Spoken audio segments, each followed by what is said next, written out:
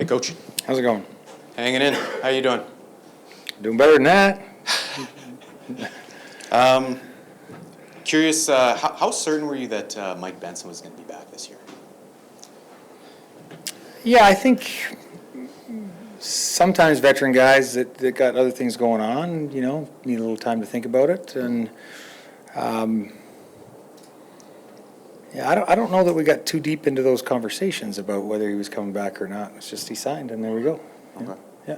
Nice to have that continuity, especially in such an operation like that. You got a guy, everybody feels comfortable with him, and he's done it for a long, long time, and he knows what those guys need.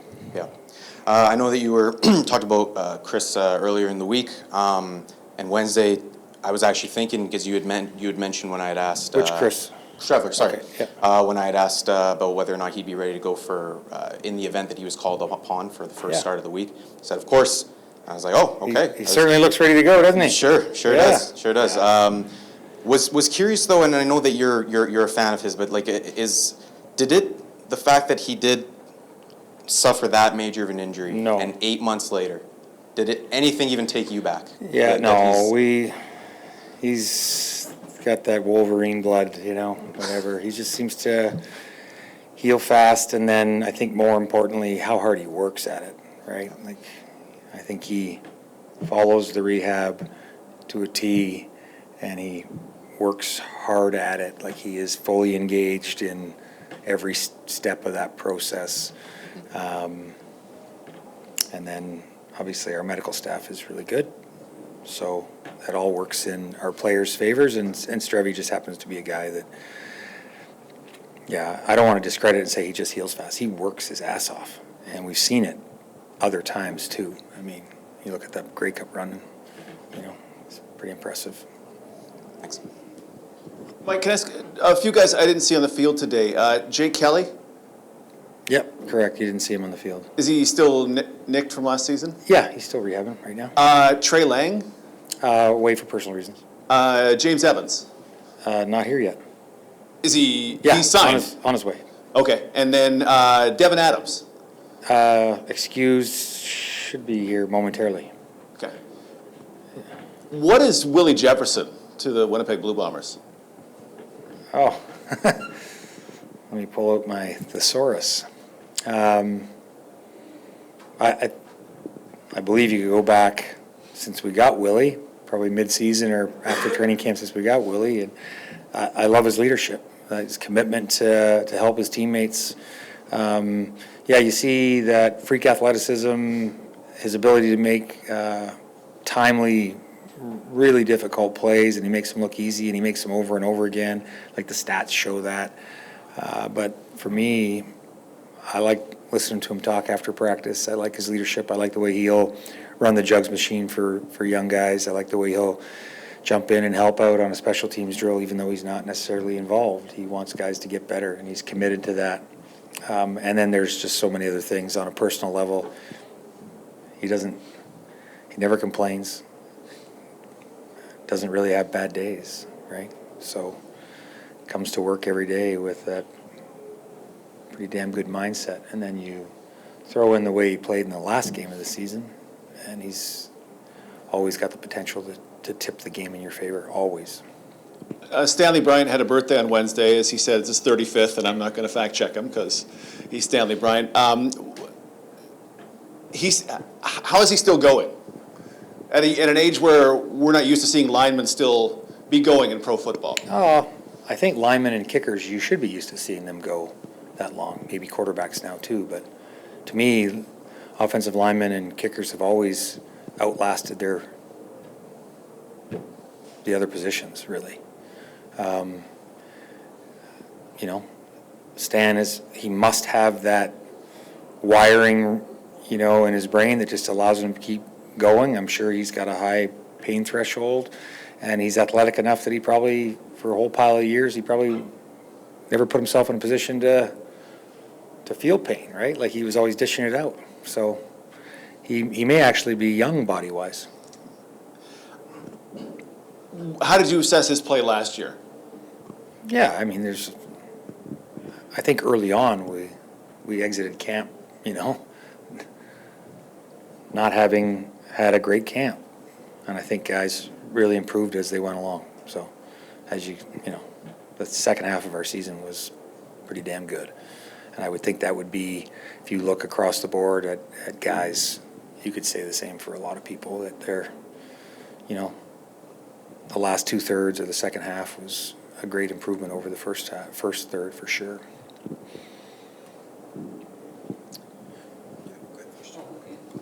Hi, Coach. Gord? We were talking to Brady here today, and he was talking about getting rid of the slow starts begins today. Just kind of your thought on what you guys need to work on to come out of the gate like probably the way you want to this year. Yeah, I mean, the fine details and the desire to work through training camp, it's all got to be there. I mean, I think he's right, what Brady said, and I think we have the ability to do it. We just got to put our mind to it and, you know, think about training camp, what it can provide for you if you bust your ass through it compared to, training camp, right? I think if you attack training camp, it can really pay off for you in the season. And do you have any plans for Brady in terms of expanding his role with the team? I know he does a lot, catches the ball, running the ball, or you just want to see that kind of the same old guy that you see year after year? I mean, he does so much for us. He has a lot of touches, means a lot of contact through the season. He's unbelievable in protection. He understands everything. So the only place left would be maybe defense, and I don't think we got a spot for him there yet. We got a pretty damn good defense. Coach, thanks for doing this. You have a vacancy. My job. Well, I know. Just kidding. You got a vacancy at left guard. I saw Gabe Wallace taking reps there today, Tui taking reps today. Is it important for you to have that remain a Canadian position as it was last year? No. We can do whatever. I mean, you look at what we did the last bunch of years. All our players play, right? So we're in a good spot. I know it's still obviously very early, but Gabe told me he's dropped some weight. He was working this offseason with Chris and with Patty, two long-tenured vets on this team. What kind of growth maybe have you seen, or would you like to see from Gabe going from year one to year two? Yeah, I mean, it's the first practice. I like that he stuck around. We've said this over time. Every guy that comes in their second year, it's just this. The weight of uncertainty has been lifted off them. They know how to read the playbook. They know how to digest it. They've already heard a bunch of the stuff. They know their teammates. They know where to go to get lunch, right? Like something simple like that. They know their routine, their body, how they have to take care of it. So all these variables that they didn't know before about pro football have already been answered, right? So they can now just focus on putting the best product out in the field, playing their best. And Gabe is a big physical man, and obviously we like that. There's been a lot of talk, obviously, with Zach and with Chris in the quarterback room. I want to ask you about the next three guys. Shea Patterson, a newcomer, Terry Wilson going from year one to year two, Chase Artopius. You've had a few days now to watch those guys, dating back to rookie camp. What do you like about the three of them? Because they are quite different. Yeah, I think we've got a pretty good room there in terms of guys that can compete, and I think they'll all show us that they can do something. You know, when we get to that, when they get that opportunity in the preseason, and then you really are looking forward to seeing the game. I mean, we can look at their throws and chart everything, and you know, somebody can tell me what their footwork looks like because I'm not really looking at it. I don't know, but for me, it's how are they going to manage the game, and are they going to put their teammates in great positions, and you know, manage the ball, you know, take care of the football and do those things that we need them to do. But to me, that's a bit more of, for me, my eyes go to, you know, when we play preseason games. Shea was the only Riders QB to beat you guys as a starter last year, which I asked him about. Admittedly, he didn't know that. I'm wondering if you knew that. I probably didn't know that, no. Last one from me, Dalton Schoen, Cameron Lawson. Are they going to be available for preseason, regular season? It's just a smart way to do things. We've got 2 spots for the vet exempt medical reasons, whatever it's called. So it just makes sense. Both those guys would work themselves to a point that you got to slow them down anyway. So this is a way to just sort of slow them down and make sure we ease them into it. I mean, we'd like to see those guys for an entire season rather than just jump them in there right now in camp. Doesn't make sense. They know their bodies, and Al and Braden and Olivia, they know what these guys need. One more, if it's okay? Sure. Oh, just update on Connor Shea. I know he was with the Jets, I think, right? Is he going to be here at some point? Yeah, that's something I don't know. We're always, and I hope he is successful and does, makes the most of any opportunity he gets. In terms of when he gets here, I don't know. And as coaches, we're really only coaching the guys that are here. So he may get here, may not. I don't really know. Yep. Good to see you, Mike.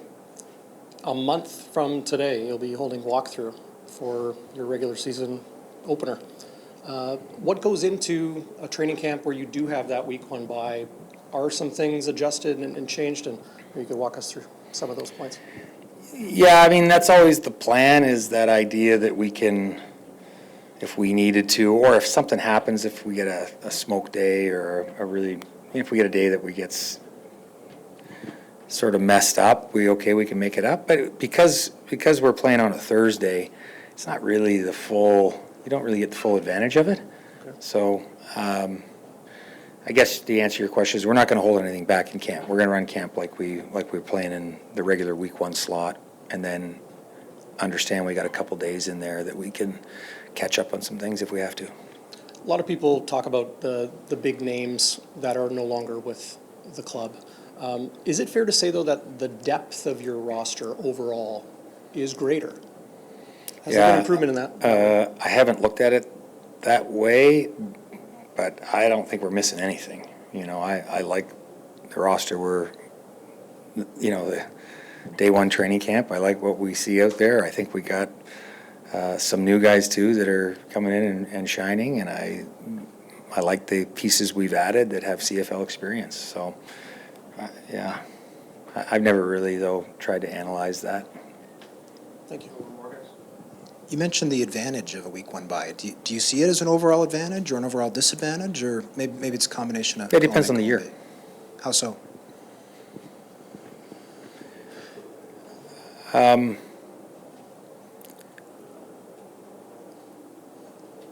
There would be, I think, other times, other years where we just wanted to get going. And I think it's perfect the way it is, right? Now, I would have said it was perfect in those other years too. No doubt I would have said that. But I do recognize that there are some years that you just want to get going. But this is good.